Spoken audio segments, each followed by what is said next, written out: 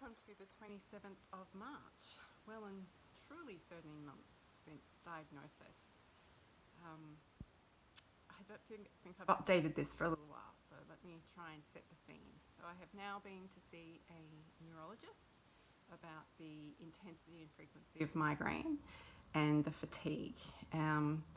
Fortunately, she was able to explain that migraines and the fatigue and the nausea are all a part of chemo and all a part of having 3 major surgeries plus 4 rounds of chemo in the space of 13 months, and that this isn't going to be my life forever.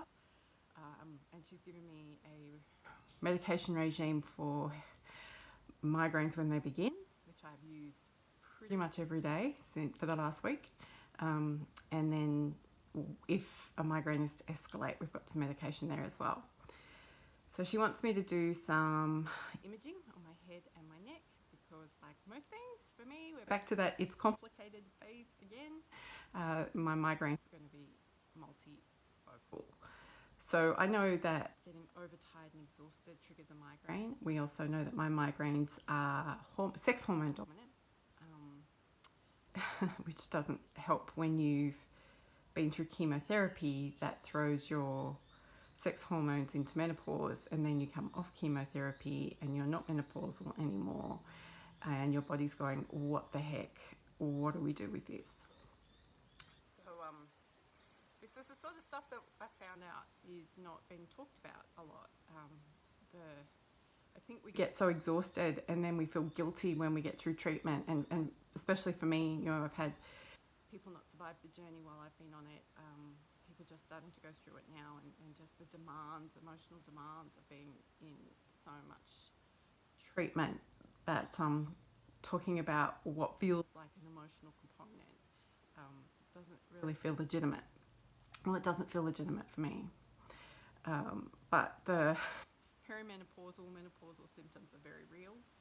And I've just been to lunch with some women who haven't been through cancer, but we all remarked on how this isn't a part of our conversation as women. So we made it a part of our conversation today. So hot flushes during the night, they wake me up. I wake up and I'm sweating, and then I'm freezing cold. I can panic at the drop of a hat without any thoughts, but no amount of CBT can address this panic thing that I go through. Nausea. Like, I am waking up at least once during the night, and if I get through the night without needing nausea meds, that's awesome, but it'll be the first thing in the morning. And I can assure you, there is no pregnancy-related morning sickness here. Believe me. Think about what I've been through in the last 13 months. It ain't possible. My energy levels are improving now that we've got the migraines under control. One of the things that's going to help migraines under control is getting the biochemistry under control so that the panic can stop throwing me into a sense of fight or flight. So all of these things are working together, and there's no what comes first, the chicken or the egg. We've just got to interrupt the cycle and start somewhere. So for me, the migraines were causing debilitating fear because I never knew when they were going to come on, and I could have one for 4 days or be in bed for 4 days. They're excruciatingly painful, and I would have preferred to have not woken up. I wanted to drug myself to the point where I just wouldn't wake up. Never did that, but I wanted to do that. Thoughts of not waking up are very real. I don't have a plan for self-harm. I do have access to a lot of drugs, but I don't have a plan. It's more the hope that for rest and respite from my body and from what it's going through. And these thoughts are very, very common for people who go through the type of medical journey that I've been through. And again, that's not something that gets talked about a lot, and where people are very quick to diagnose you with major depression or affective disorder or PTSD, and I just don't think that's fair. It is all a part. None of this would have been going on if my biochemistry hadn't have been stuffed around because of chemo. But chemo was necessary because my biochemistry was causing problems that were trying to kill me. So I'm not resentful, and I'm not angry about any of this.